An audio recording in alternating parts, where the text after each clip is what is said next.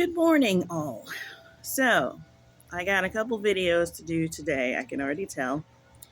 But I think I'm going to start with. I think I'm going to start with the one that is the least. I won't say complicated, but I got this idea last night that I feel like God sort of expounded on. And it was something that I could barely, like, as I was writing it down, I was like, okay, okay, okay. And I have a grasp on it, but barely. So maybe if I start talking about this other stuff, it'll sort of get my brain warmed up, and then I'll be able to talk about this other thing a little more fluently. So this time, I'm going to just talk about some revelations that God reminded me of that I've had, which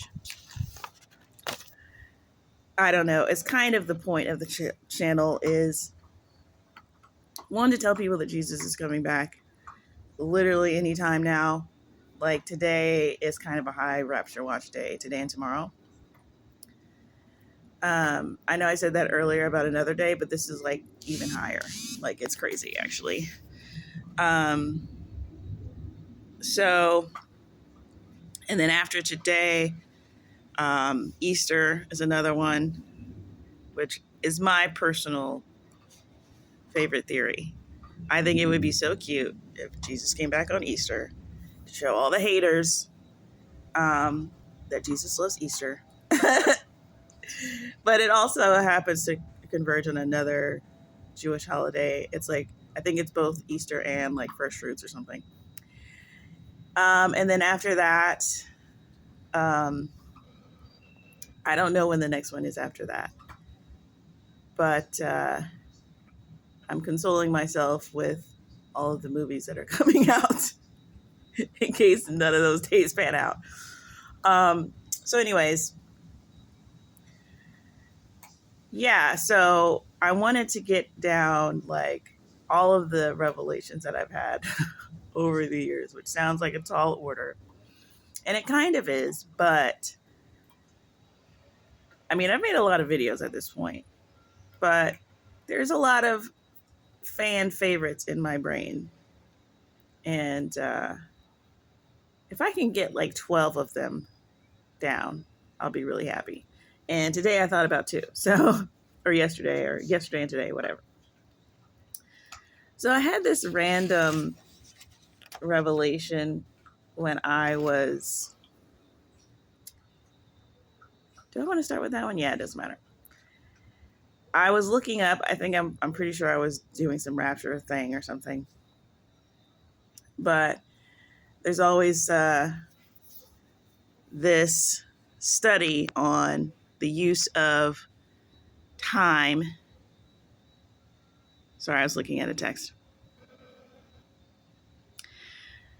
The use of time in the Bible and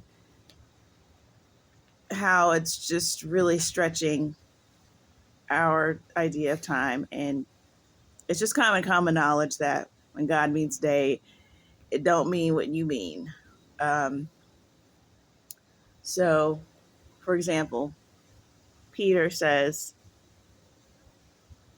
in one of his letters, kind of randomly, but kind of not, that for God, a day is like 1,000 years and 1,000 years a day. Which a lot of people have taken that to mean a specific measurement and went around using day. Anytime he says day, it means 1,000 years. I don't think that's far-fetched. The fact that it's in there at all could be because he's wanting us to do that, to figure out some things. But typically, a day is usually meaning like not necessarily a generation. It's a little bit shorter than a generation, but just sort of a period of time. When you, like the 90s would be considered, the way we use it. When you say back in my day, that means more than just one day, right? And then an hour is a little bit shorter than that, but it typically doesn't mean a physical hour.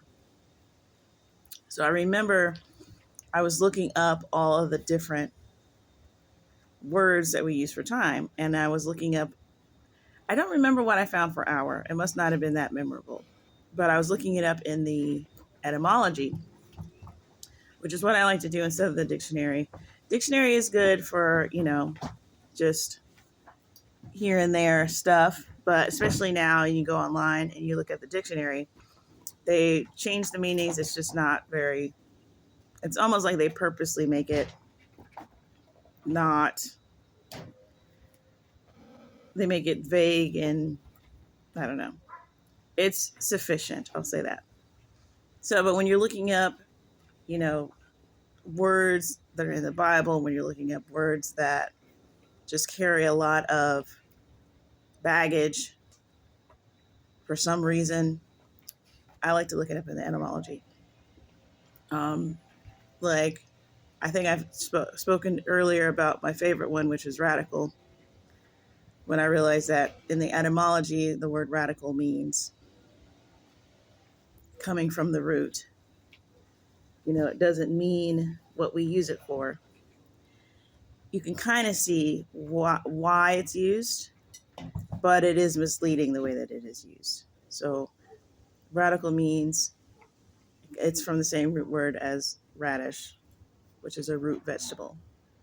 So, so stuff like that. So sometimes I rely on it too much. I use it like a magical genie, whatever. And so in this particular day, I was doing the same thing. And I was like looking up hour. I don't remember what hour was, but I was like, I think it was like something like a very short time or something like that, because I was like, whoa, and what does minute mean? Where do we get that word?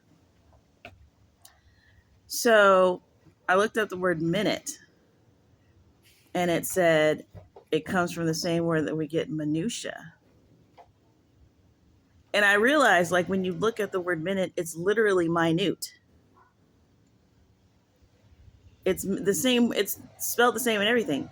You just got to know from the context of the sentence when you're saying minute and when you're saying minute. Like, I was like, yo, that's insane.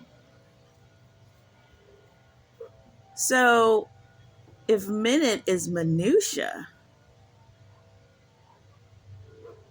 what is second? What's a second, right? So then I look up second, like the etymology of the term second. And it literally is another word that we're already using, which is second, like second place. So it said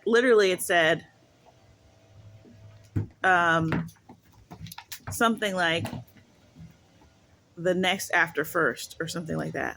Like, it was like, and I was like, oh my gosh, second. That's when I realized, like, that's literally what we're saying when we're talking about things being seconds. And I'm like, yo, it blew my mind because it just made me think of seconds differently as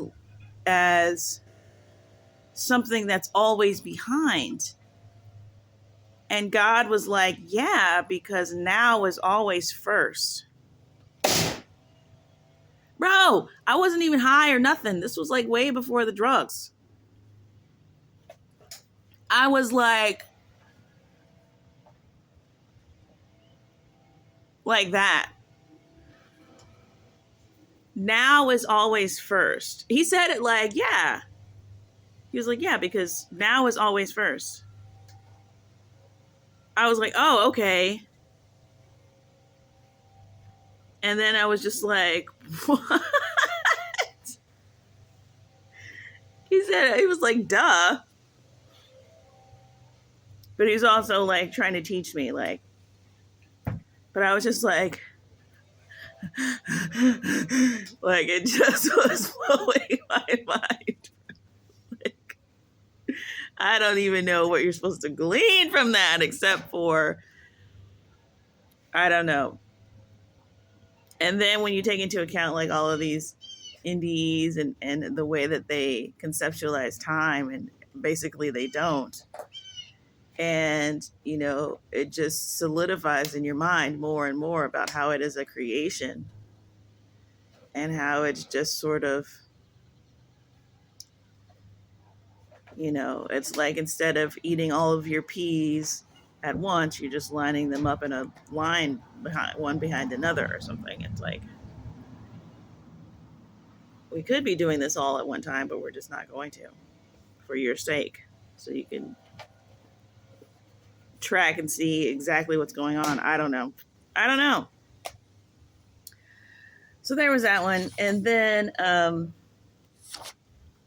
I just was reminded about my art revelation because I was on Facebook and I saw one of these street artists, those mind-blowing street artists, and they get 6 million views or whatever. And I think the very first time I had this revelation, I was watching, there's a video of that girl who's like an artist. She's been an artist since she was like little. She just started drawing and she drew the picture of Jesus or whatever. And she had a picture of a baby's face. It was like a huge, like 10-foot square painting of a baby's face. And it had like the fuzz and all, like, and I remember looking at that, and it's not like I saw it in person. I just saw it on the screen and I could even see like all the detail in it. And I was like, oh, modern art is garbage. Like, it just dawned on me, like, that whole movement is just so earthly and soulish, and like, I can still appreciate it because that's, that part of my brain has been developed enough that I understand that when I see splotches on a whatever, that I'm supposed to be blown away by it. And sometimes, yeah, there's something in it that's, valuable. Because I have an artist streak in me somewhere, and I can appreciate when people are trying to push past conventions and all of that stuff. In most artistic mediums, I get it. But there's so much emphasis put on that, especially now. I mean, I suppose that is what modern art is and postmodern art is getting away from just being able to draw the landscape and make it evoke as much of the landscape as it would if you were actually looking at it. We're beyond that. Now we're going to do a picture of a pipe and say this is not a pipe, which is, it's dumb. Okay? Like, and that's not even subjective. That is stupid. That's not artistic. What makes it artistic is everybody else's bloviating and egos and being immersed in that community, and then creating that is contextually what makes that any type of anything.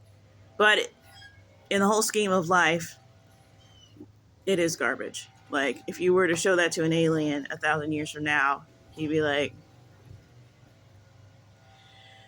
what actually is the real art is what random people are doing that we've never met or seen.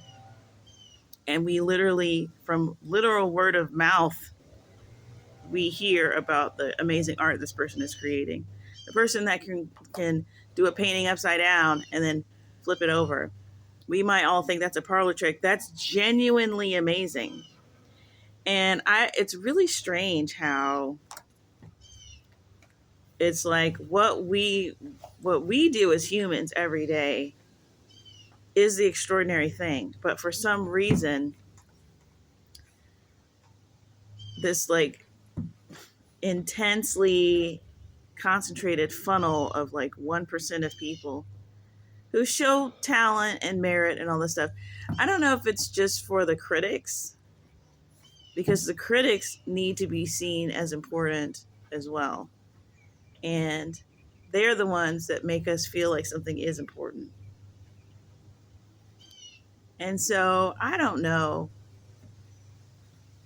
You can't really have that many critics when somebody's just on the street making a 3D hole and you literally like almost, you felt like you almost died because you thought you literally fell into a hole.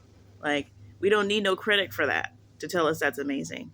So they don't have jobs. I don't know why that is, but it just very much reminded me of, the kingdom of God and what God says is actually valuable. And just that whole thing about, turning the water into wine and having the wine be the choicest wine. And just that, it just seems like that is showing the nature of God. He's just pouring the gifts out. And we all think when it's a kid, we can acknowledge it's extraordinary. When you got a kid that's little and she's toddling up to her 12-foot canvas and she pumps this masterpiece out, we can all marvel at that because of the context. When it's another grown human, just I don't know, it's like it's harder to pick out who's really doing the extraordinary work. And we put these things in museums and we put frames around them. And it's not like I haven't gone to a museum and been blown away, but I think we all know the boredom that comes with going around a museum. And we go, well, you just don't appreciate. It's like, or a lot of it is just okay. And the real good stuff is what people would consider pop art. It's like anything that most people can appreciate is considered not high, whatever. But it's the complete opposite for me. And that's always been how when you can satisfy both camps, where you can show an artistic, someone who's an actual artist can be like blown away by something, but also a random person who doesn't know anything about art can be moved by it and appreciate it. That to me it's very difficult. It's not easy to do. Even if you accidentally stumble upon it, like music was my thing for a long time. And I just really have a thing about one hit wonders. Like, I just really think they should be studied, because especially if you had a one hit wonder 40 years ago and people are still bumping that thing, it's like this is really, really important to study and understand. But people just go, yeah, music. It's like, that is hard, guys. And to do it once is incredible. And I mean, who do we most admire? It's usually somebody who, not garbage person, some random person that almost nobody cares about. Or, everybody goes, yeah. And then no one actually goes out and buys the stuff. That's another thing. Maybe I should get on my soapbox on this video since it's kind of short. But like, I always wanted to be in the music industry. I wanted to be the person that picks out the people. It's called A&R, but I don't know if y'all know what that is. And I don't know what the state of it is these days, but 20 years ago when I was trying to literally do it, 25 years ago, oh gosh, that's when all these people were popping off. And I don't know. Now I guess we realize like it was all a big whatever. It was all a big smoke and mirrors thing, but still, people got picks that were good. It was all good. But there's this funny thing with music too. Like, I lived in Nashville for about 20 years. And having gone down that path, the music path, I met a lot of like-minded people. And then I ended up meeting a lot of musicians and artists. Or just being in the company of people who were artists, or in the company, whatever. A lot of parties, a lot of random outings. And the reality is, there's a lot of talented people, but that ain't enough. A lot of these people out here just are talented, and that's it. They don't have the thing. You gotta have the thing that makes people hit buy. I need to buy this music. And it is Very, very unique. I won't say it's hard, it's unique.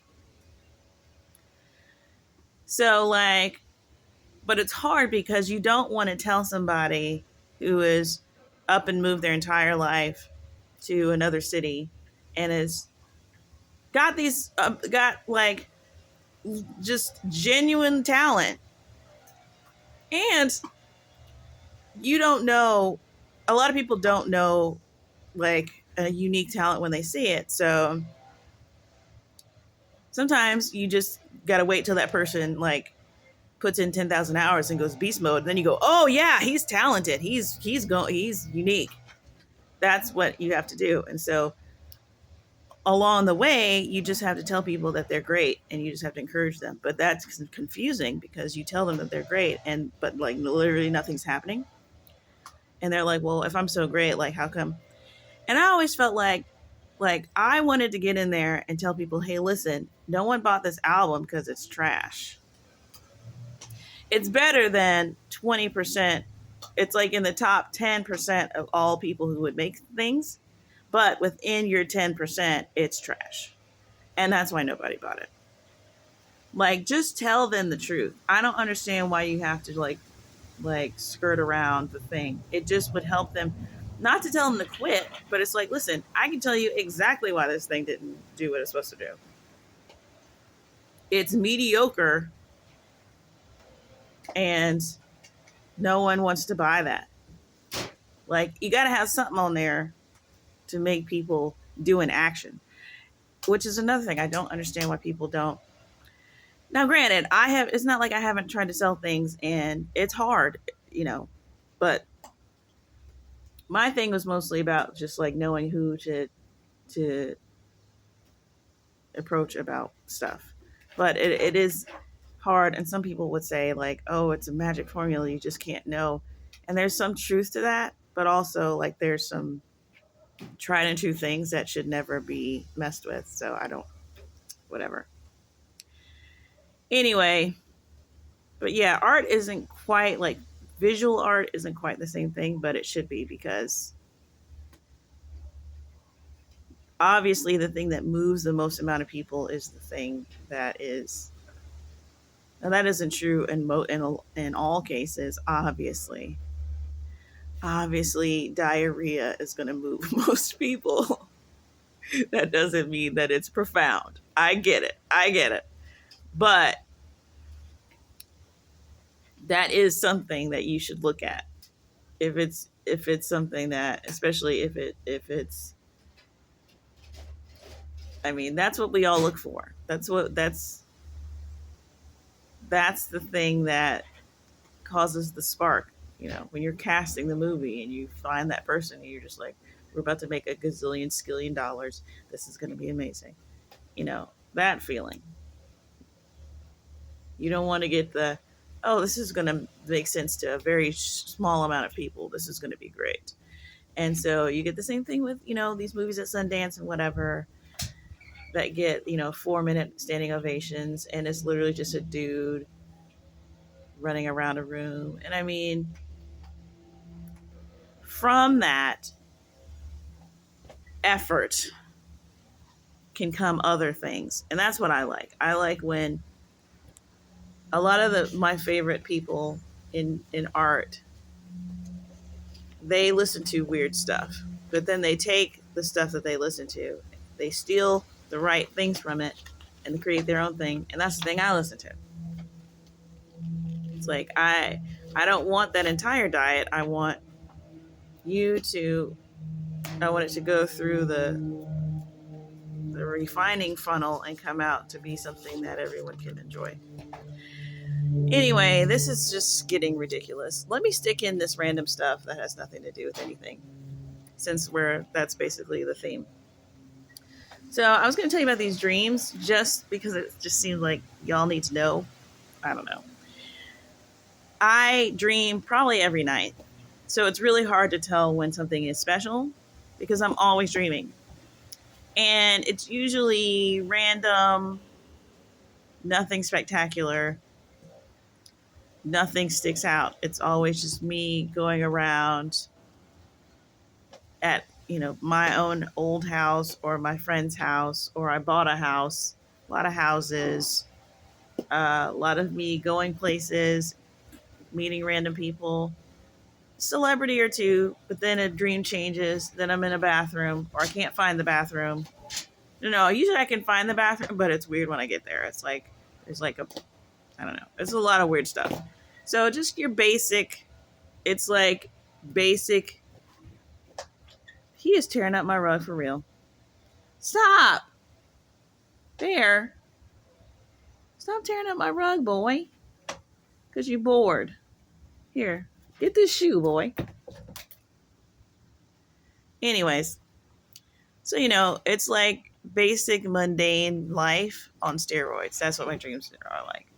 But I do remember this one period of time where I had a zombie dream.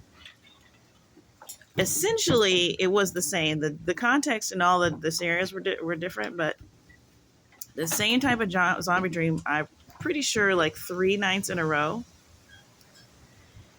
And I had the theme is this, that there's some type of game or some type of, I don't know, there's really nothing like this anymore because people don't leave their house, but like, I don't know, the close thing would be like the county fair or something. Okay, the first one that I had ever was like a marathon. This was like 20 years ago or whatever. So something like that, where people come out and participate in this thing. But it was like the marathon was like, some people were real people, or some people were running. Everybody was running, but some people were zombies and some people were just regular. And you might say, hey, that actually sounds pretty cool. That sounds like a fun thing. Well, this was not fun. And it was just genuinely scary. And there was a sense that it was not voluntary, like you thought it was at first, until you tried to like get out of it, and then it was like extremely hard to get out of. And yeah, it would be a good idea, but I think that was a dream I had a long time ago. Well, a year or two ago, I had another series of dreams like that, except this was more like, it wasn't really a marathon, it was like a video game. Kind of, it was like a live action video game. And there was like levels, and it was like, or, you know, virtual reality, what do you call it? Laser tag. It was like laser tag. But it was like, the reason why I thought it was a video game. Dude, stop. Bear, stop. I took him out here to go to the bathroom, and he's just tearing up my rug. He hasn't gone to the bathroom at all. He has no inclination. Bear, stop it. He's not listening to me. Stop, boy.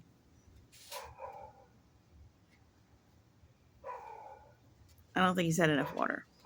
All right, well, we're going inside, bro. You're not going to keep just tearing up my rug. Anyways, so the reason why I say it was like a video game is because, like, you'll have a shooting game or something, but it'll be like, oh, fooled ya. He doesn't care. He'd rather be inside anyway.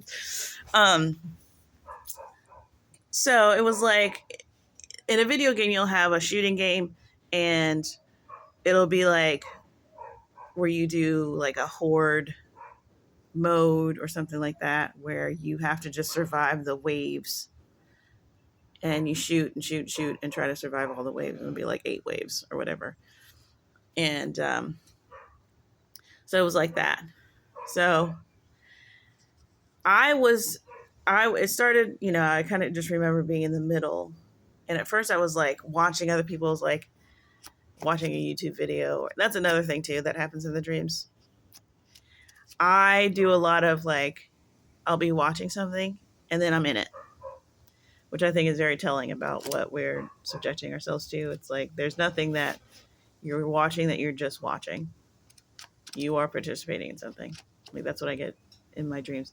And sometimes too, this is kind of funny. I'll have dreams where I'm at like a random, like I'll be in the bleachers, like a pep rally in high school or something like that. But it'll be like this person from high school, this person from church, this person, whatever. And I'm like, why do I feel like this is like live action Facebook or something? Like it just kind of, everything is showing me that like what you do virtually is like counts as real interaction. Like, I don't know. But anyway, so I was watching it and then I was in it. But I was like running around because I was like, whoa, whoa, which also does happen when you're watching something and you like watch it so intently that you're there and you're like, oh no, I didn't mean to do that. So I was like, oh, no, no, no, I don't want to, no, this isn't fun for me. But I was like, I was waiting in line with the other people that were there and they had their laser tag gear on or whatever. And they were in this line and then there was like this setup, like it was all indoors. But it was like a movie set indoors because the next wave they were all supposed to go into this house that was like a big, it wasn't even a house, it was like, I don't know, again it was like a movie set, like a video game, so it was like a saloon or something. But you know how they have like those two-story saloons or something, but you could see there was no balcony but there was like windows and you could see that the thing was just infested with zombies. And you had to like, and it was like somebody like announcing or whatever, and he was like, fight your way out or something like that. But it was like, that was the game, was try to like shoot your way. And they were in there and they were feral.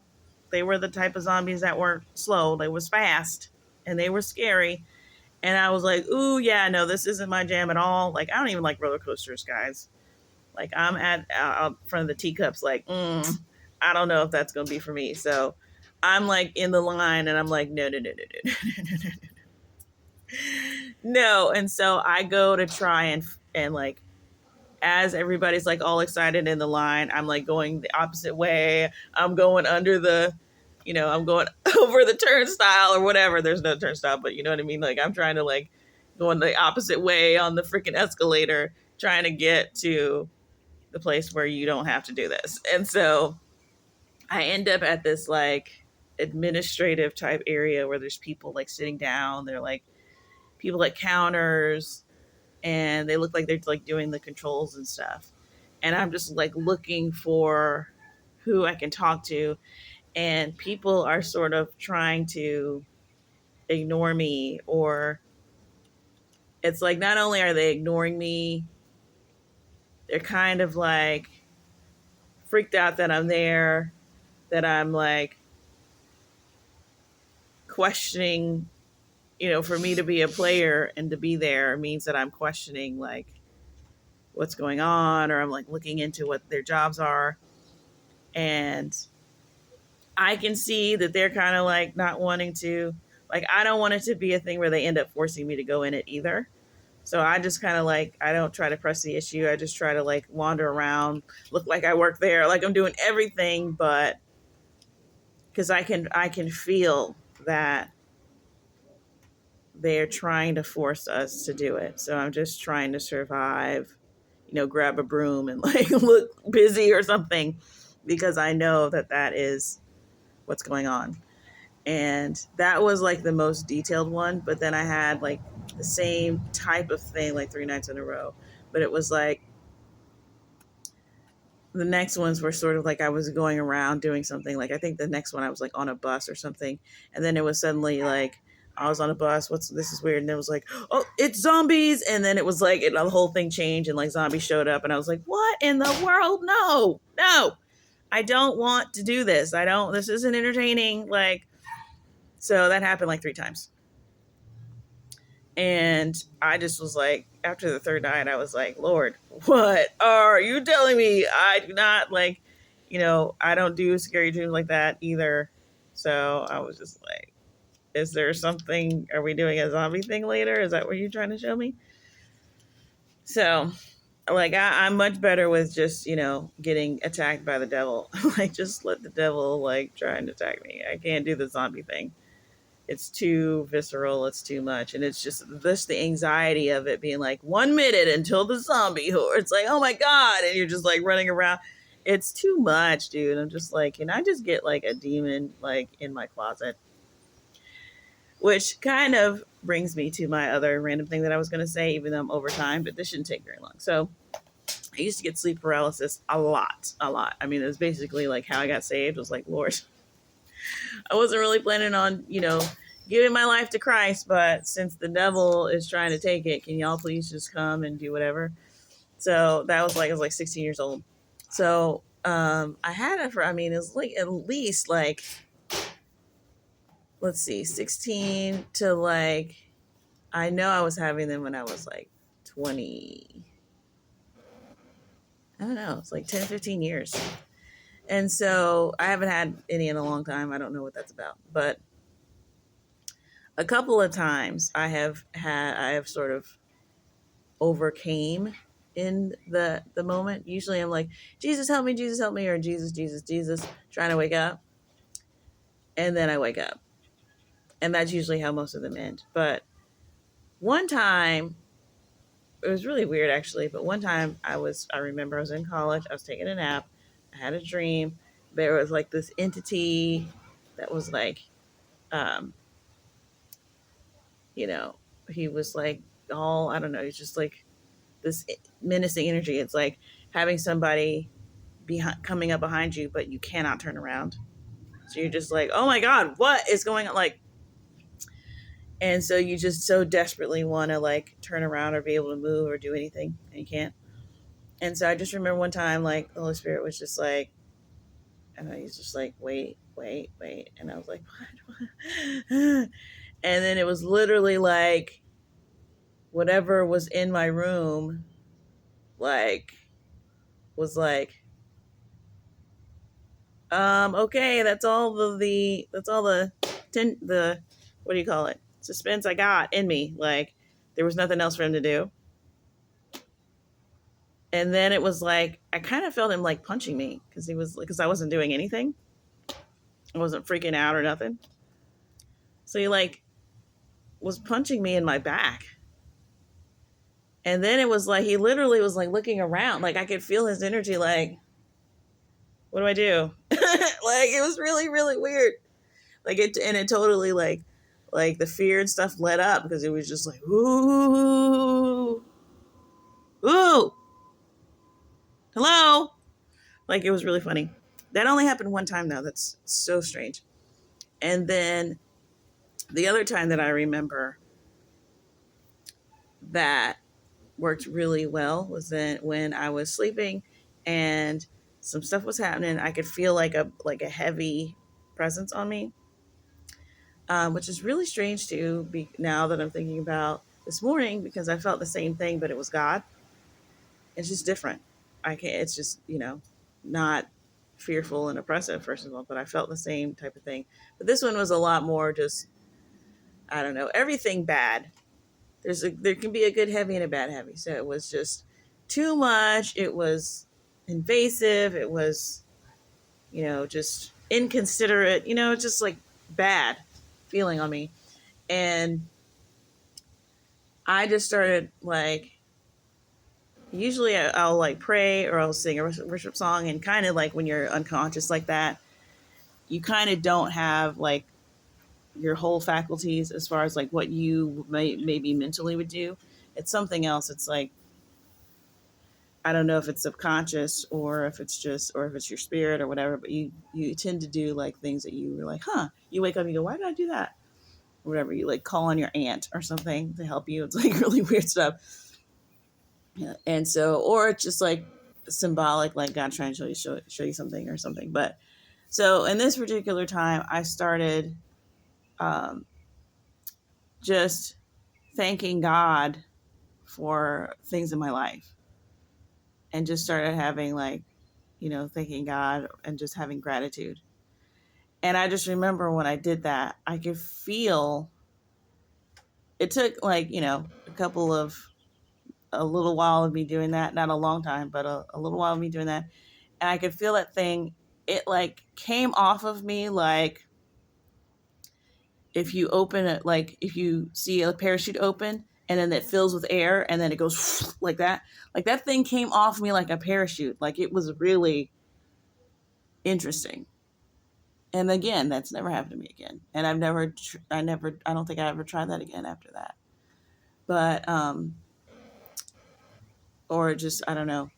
But yeah, that stays with me because it was just like, I'd never gotten results like that. Because I was still dreaming when all that happened too. So I had never gotten results like that in a dream. Maybe I did do that once or twice. I don't remember though. Anyways, so I'm done with my random list. Finally, yay! And then I'm going to do another video of this thing God showed me yesterday. Hopefully, y'all pray. Y'all pray for me. All right, bye.